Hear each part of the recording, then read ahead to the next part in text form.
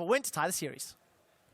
Definitely have 1-1, and actually what Krepo said there right at the end is so important, because coming into this game, H2K was 2-0 up over OG in the regular season, and they were up thousands of gold by 15 and 20 minutes, and now OG win the early game decisively twice, and the story of the game is actually very similar to game 1 in the beginning, and H2K going for that lane swap and tower diving also very early, and that's what we wanted to start with. Yeah, obviously we get standard lanes at first on top side, because they managed to match the swap that Origen was pulling out, because that barred Sivir, which is a fantastic 2v2 lane, and then enables these lane swaps again. The first replay we have kind of shows what what H2K did the entire early game, was constantly set up these very slow dives, where they always have to either wait for a minion wave to arrive or need to wait for a specific person to get up there in time. And we always have to look at, mana pools, HP pools before you start pulling the dive here. At first it looks fine with Vander tanking, except for the fact that Jankos dives straight in, goes down instantly, Ryu has to flash away, and this is a 2-for-2 trade, which also delays enough for Origen that look at your minimap right here. Amazing on Kindred is on his way, and he's actually going to stop this tower from dying and pick up another kill for himself, and he already picked up like 2 or 3 early stacks, because he's just getting every wrist scuttler, and every time he gets it, it's already marked. Yeah, a lot of damage just comes through, and from the, it's all right. He gets the marks. There's a big Don't worry, right, that he gets the marks. He's got the marks.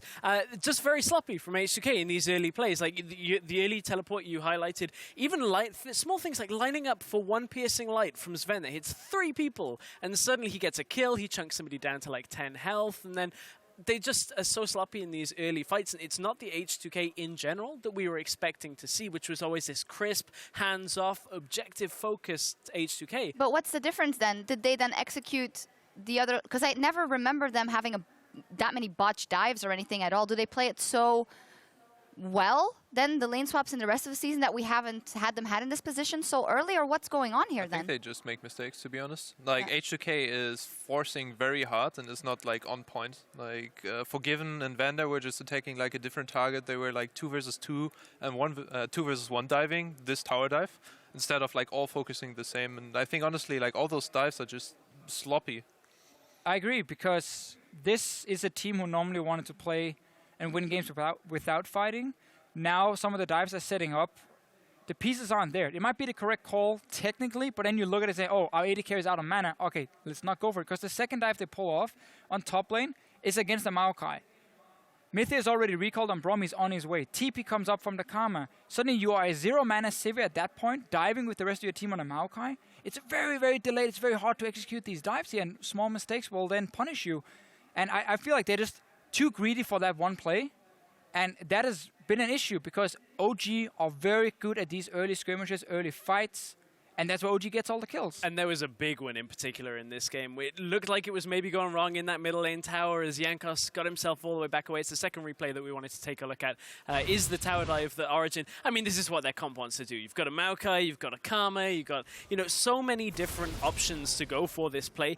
It looks like it's going to go badly, just from how much distance Jankos manages to clear back here. Between 2 towers? But watch here how Ryu gets zoned out of the fight as it continues. Soaz pulls across, and Jankos and Ryu at this point are trying to deal with the power of evil that had Rod of Ages, which we were umming and ahhing about, but ultimately allows him to survive a little bit longer. He's Karma, difficult to kill as it is. And then from there, the rest of Origen are able to clear it up.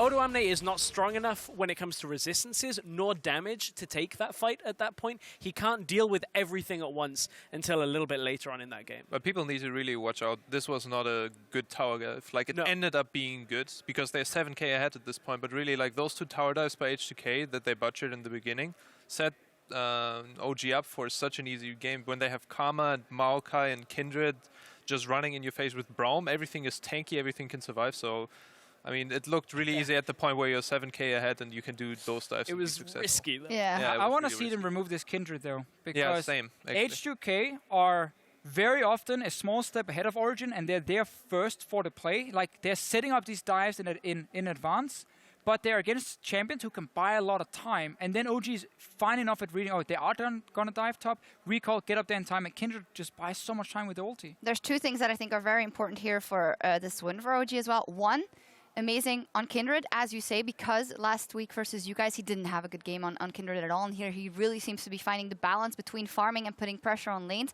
And Power of Evil, for all we've criticized him, he has stepped up in the playoffs. He's done something to his champion pool, which is something we've criticized him for 2 years now. And what we said about OG, they told us that they clicked.